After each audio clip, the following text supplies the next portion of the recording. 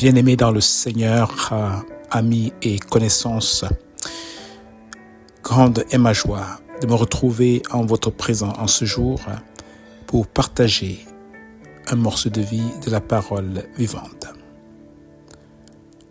Que la grâce, la paix, l'amour et les bontés immenses de notre Seigneur Jésus-Christ vous soient immensement renouvelées.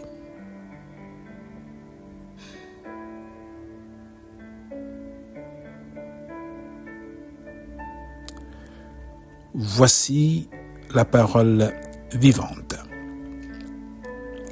C'est pour la liberté que Christ nous a affranchis. Ne vous laissez pas mettre de nouveau sous le joug de la servitude. Galates 5, verset 1. Oui, c'est pour la liberté que Christ nous a affranchis. Ne vous laissez pas mettre de nouveau sous le joug de la servitude. Affranchis pour vivre libre, tel est le titre de ce message du jour.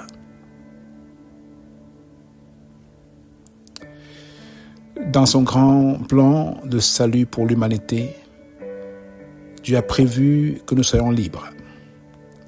C'est pour cela qu'il nous a donné le moyen, par son Fils bien-aimé Jésus-Christ, d'affranchir tous ceux et celles qui vivent encore sous la servitude du péché, n'ayant pas encore reçu le pardon accompli à la croix. Oui, en mourant et en ressuscitant, Christ nous offre de vivre une vie nouvelle en lui. Il nous arrache de l'esclavage de tout ce qui nous éloigne de Dieu. Il nous libère afin que nous puissions vivre pleinement, libres, en lui et avec lui. L'apôtre Paul nous rappelle le but de cet affranchissement dans son épître aux Galates.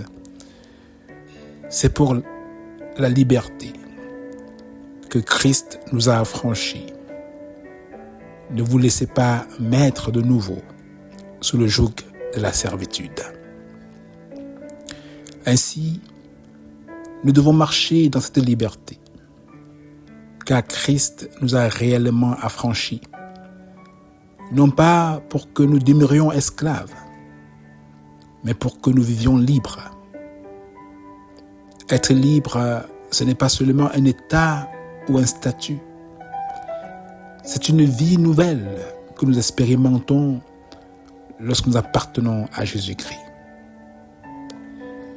Imaginez-vous un instant, un juge vous déclare libre après de longues années passées en prison. Resteriez-vous enfermé, même après que l'acte de libération ait été signé? Certainement pas.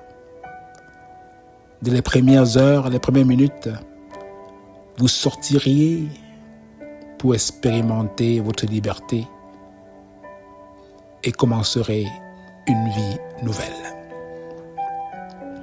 Mais si par peur ou par habitude, vous décidiez de rester en prison, alors cet acte de liberté signé par le juge ne vous aura servi de rien ou à rien. Malheureusement, c'est la réalité de nombreux enfants de Dieu. Ils ont reçu le acte de libération en Jésus-Christ, mais demeurent encore captifs des choses qui les tenaient éloignés de Dieu, à savoir le péché, la loi, les désirs de la chair. Si nous continuons à vivre dans ces choses, alors l'œuvre de Christ perd son effet dans notre vie. Sa mort et sa résurrection deviennent pour nous sans impact réel. Christ a payé la rançon pour notre liberté, mais nous choisissons encore de vivre comme des prisonniers. La vraie question pour toi et moi est dans celle-ci. Marchons-nous réellement dans cette liberté? En jouissons-nous pleinement ou est-ce seulement une connaissance que nous possédons sans en vivre la réalité? La réponse, mon frère, ma sœur, mon ami, se trouve dans ce que nous affectionnons, ce que nous aimons, ce que nous chérissons, dans nos habitudes spirituelles, ce que nous aimons, ce que nous chérissons, ce que nous affectionnons révèle notre véritable condition.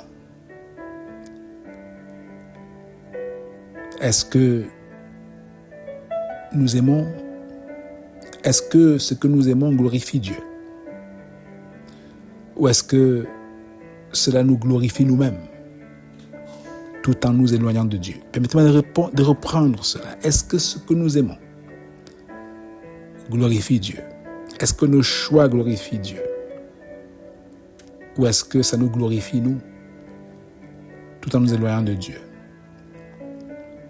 L'apôtre Paul nous éclaire dans Romains 8, versets 5 à 6 en disant: ceux qui vivent selon la chair s'affectionnent aux choses de la chair, tandis que ceux qui vivent selon l'esprit s'affectionnent aux choses de l'esprit. Alors, à quoi t'affectionnes-tu, mon ami? Toi qui es né de nouveau, aux choses de la chair ou aux choses de l'esprit? C'est un examen personnel que chacun doit faire devant Dieu. Et le résultat de cet examen révélera si nous marchons dans la liberté ou si nous demeurons encore captifs. Dans la prochaine édition de la Parole vivante, nous verrons les œuvres de la chair et celles de l'esprit. Et nous partagerons comment s'attacher aux choses de l'esprit en fuyant celles de la chair afin de vivre une vie libre, une vie qui reflète l'œuvre d'affranchissement de Christ dans nos vies. D'ici à là, je vous invite à prier. Et après cette prière, je vous laisse avec un morceau spécial.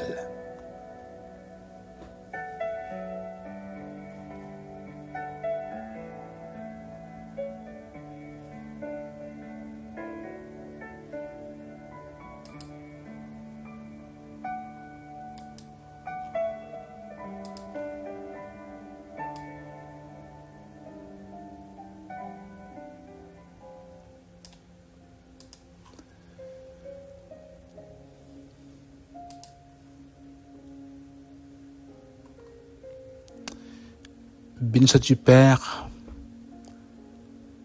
notre Dieu, notre Roi, qui nous a affranchis en Jésus-Christ, pour que nous jouissions en lui et à travers lui notre liberté.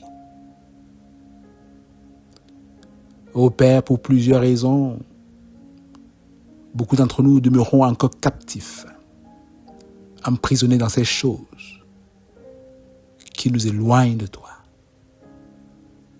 Nous te prions de nous donner la force, de nous en séparer totalement et ainsi d'expérimenter grandement la liberté pour laquelle Christ nous a affranchis. C'est en son nom précieux que nous avons prié. Amen. Sois béni mon frère, sois béni ma sœur et passe le mot, afin que d'autres aussi autour de toi, ceux qui ont donné leur vie, ou ont reçu Jésus-Christ dans leur vie comme Seigneur et Sauveur, puissent vivre dans cette liberté et l'expérimenter grandement. Soyez bénis, bonne journée et une prochaine édition de la Parole vivante. C'est votre serviteur, Kelly Brown.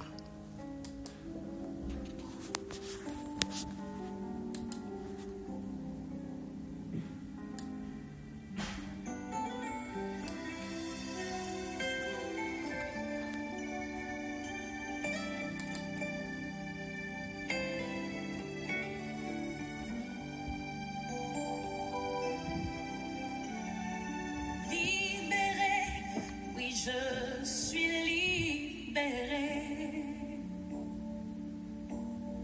Mes péchés sont pardonnés. Maintenant je suis sauvée. Délivrée, oui je suis délivrée de tous mes ennemis. Jésus m'a libérée. Il n'y a plus de condamnation, plus de condamnation. Jésus-Christ a payé ma rançon. Il n'y a plus de condamnation.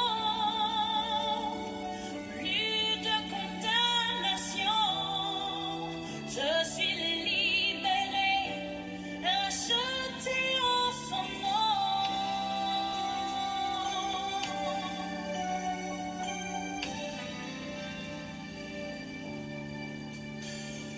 Justifiée, oui je suis justifiée. Ma culpabilité, Jésus l'a enlevé. Sanctifié, oui je suis sanctifié par le sang de l'agneau qui m'a régénéré. Il n'y a plus de condamnation.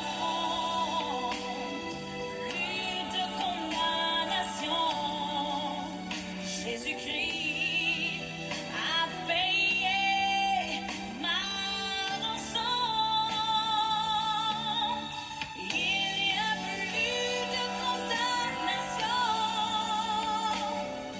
plus de condamnation. Je suis libérée, rachetée en son nom.